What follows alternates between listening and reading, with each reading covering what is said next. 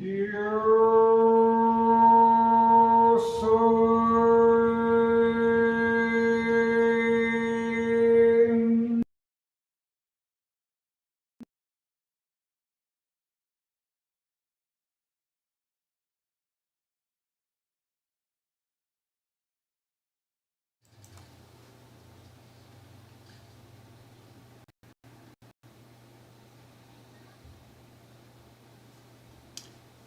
Bienvenidas, bienvenidos a la meditación de este domingo por la mañana. Les saluda el Maestro Rojo. Segundo intento, hubo un fallo no programado, pero aquí estamos de nuevo.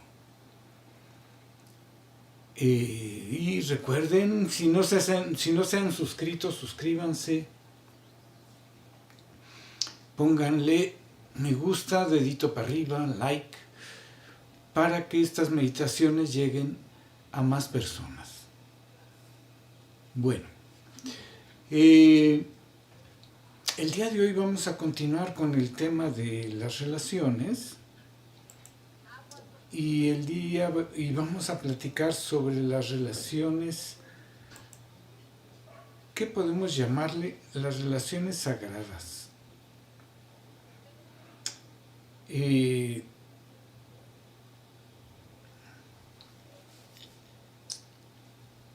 Aunque en realidad toda relación es sagrada. Sagrada, claro, es una palabra muy polisémica. Cada quien entiende algo diferente con esa palabra. Pero si lo entendemos en el sentido de que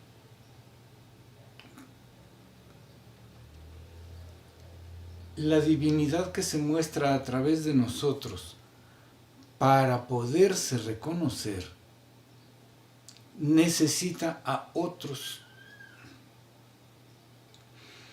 que no sean como yo para que ellos también se puedan reconocer y cada uno pueda trabajar para ser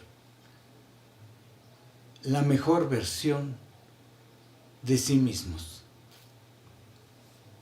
Y cada uno diferente. Entonces, por eso en los textos de Neil dicen que esa es nuestra tierra sagrada. El lugar sagrado donde nos reconocemos y podemos crear la versión más extraordinaria de nosotros o de nosotras mismas en relación a otros. Si no, simplemente seríamos todo. No habría más ni menos. Pero en este juego divino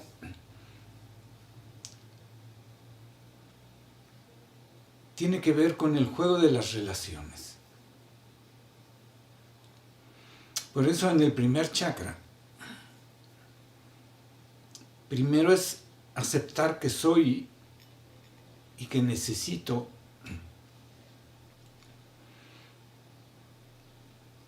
Y en el segundo chakra es cuando entran las relaciones. Voy y me confronto con el otro que es diferente. Pero si tenemos claridad de eso,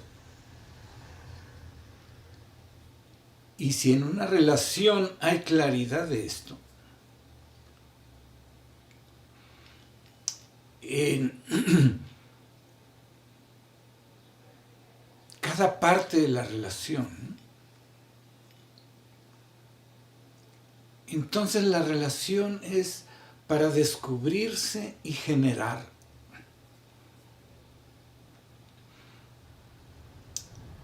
La versión más alta de ti mismo que puedas. Eso no quiere decir para aplastar al otro. No tiene nada que ver, al contrario, perdón.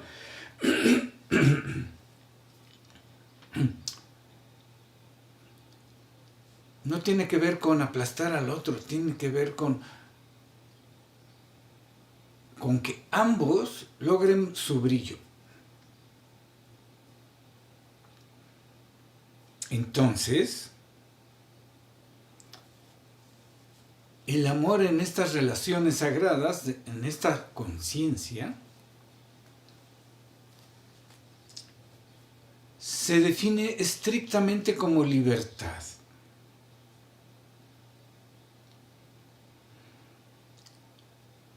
¿Cómo? No, si para eso son las relaciones, es que yo quiero algo seguro y entonces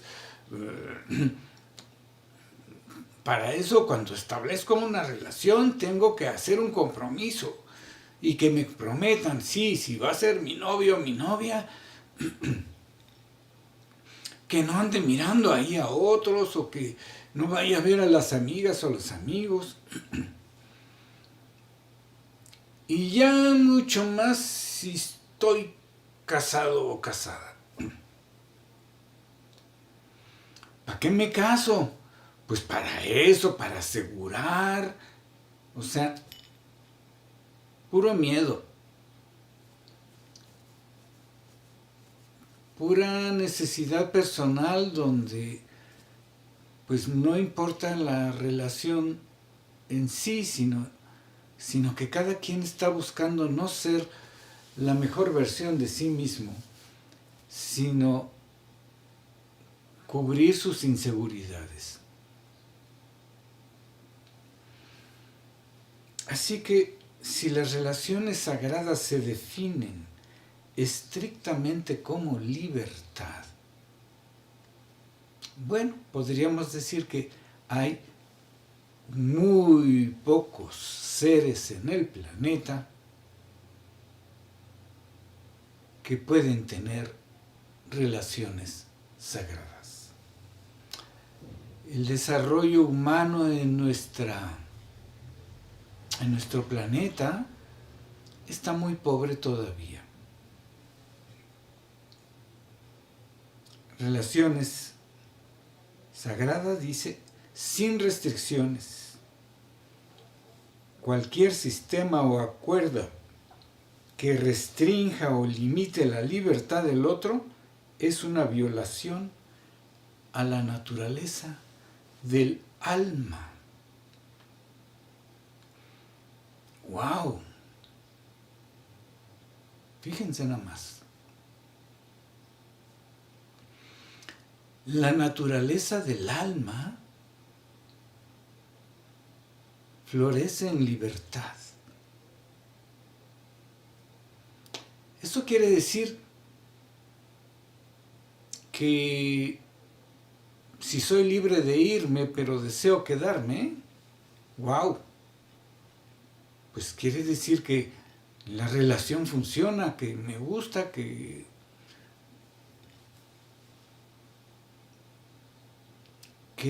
desarrollo mi conexión con el amor, con la belleza, con la creatividad, con muchas cosas. Y entonces, ¿para qué me voy? O a veces, pues es que me tengo que ir un rato para regresar y reconocerte y decir, wow, estoy mejor aquí. O decidir, estamos mejor como amigos, nos vemos.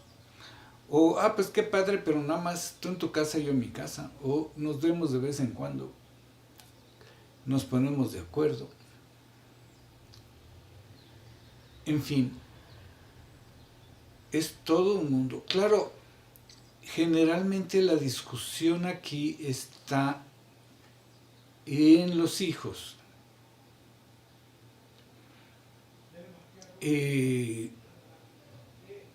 Donde en una pareja, por ejemplo, pues los hijos son responsabilidad pues de ambos padres. Pero igual, eso es diferente a la relación de la pareja.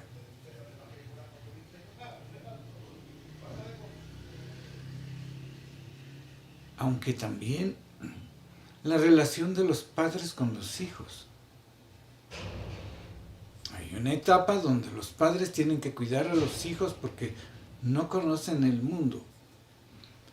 Pero generalmente, pues ya que lo conocen y hacen su idea y su vida, igual los padres y los hijos tienen que aprender a soltar. Entonces, fíjense nada más. La libertad es parte de la naturaleza del alma.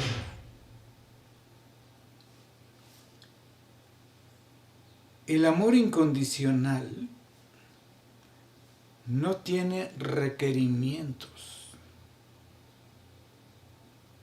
Simplemente permite que el otro sea exactamente quien es, incluso si decide amar a alguien más o tomar caminos diferentes.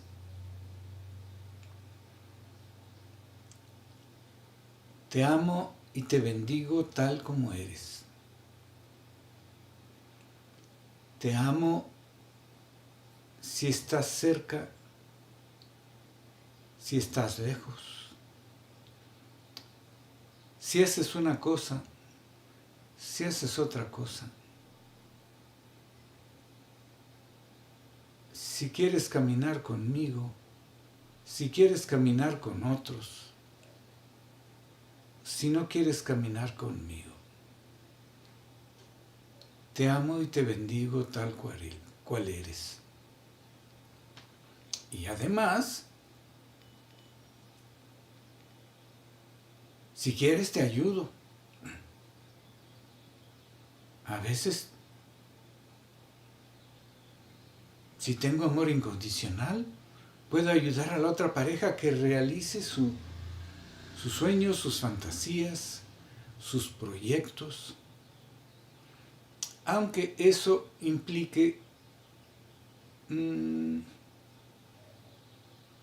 que no estará más tiempo conmigo o disminuirá el tiempo conmigo.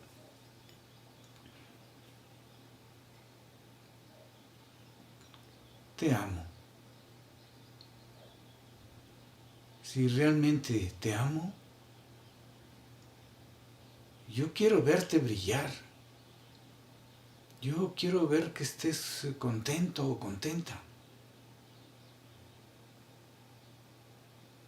A veces amamos a alguien, pero esa persona necesita cosas que ya no sé cómo darle.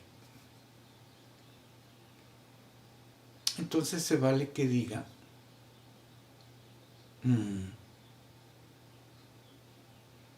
quiero buscarlo en otro lado, o ya no estés presente.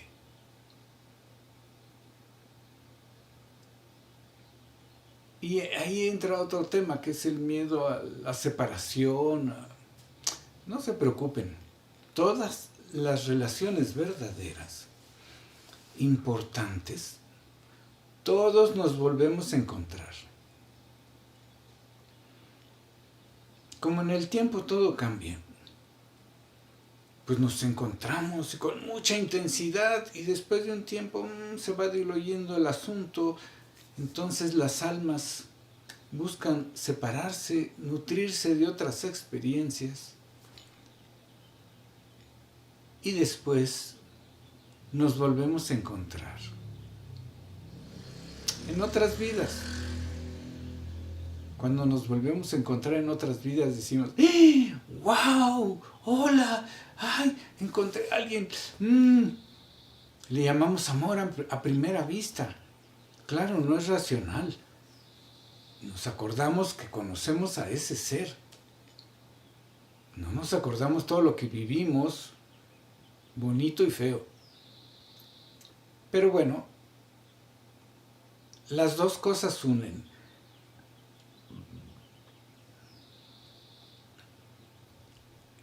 El maltrato, el odio,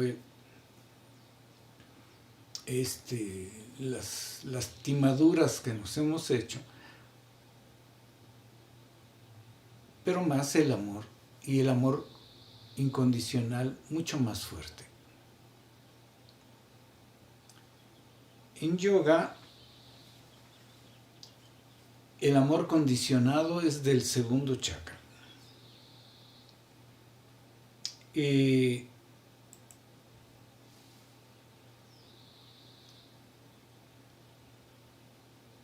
amor incondicionado es del cuarto chakra. Así que hay que cultivar eso, el amor incondicional. Ya sé que es bien difícil. A veces hay que hacer meditaciones donde tú ves que esa pareja que quisiste tanto está bien divertida haciendo cosas con otros o con otras. Y mientras ves eso dices, bravo, qué bueno que estés feliz, qué bueno que estés dichosa, aunque sea con otros. Qué bueno que tengas éxito. Yo deseo que así sea eso en tu vida, así como en la mía. Bueno, entonces, para celebrar esto vamos a cantarle. En las tradiciones indias pues hay varias parejas que muestran este amor incondicionado, que es, por ejemplo, Shiva y Parvati, pero puede ser Radha y Krishna. Hoy vamos a cantarle a Radha y Krishna. Om Radha Krishna. Es interesante porque Krishna era un coqueto que andaba con un montón de gopis, pero el amor de Radha era totalmente incondicionado. Hay por ahí un librito que se llama El Medallón del Amor, donde Krishna se disfraza de diosa y va con Radha para hablarle mal de Krishna. Y las respuestas de Radha son bien bonitas. Se los recomiendo mucho. Bueno, entonces vamos a cerrar los ojos y le vamos a, mientras meditamos, le pedimos a Radha y Krishna que nos enseñe el arte del amor incondicional.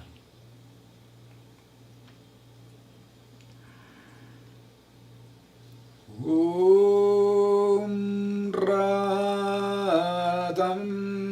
Krishnam Om Radha Krishnam Om Radha Krishnam Om Radha Krishnam Om Radha Krishnam Om Radha Krishnam Om Radha Krishnam Om Radha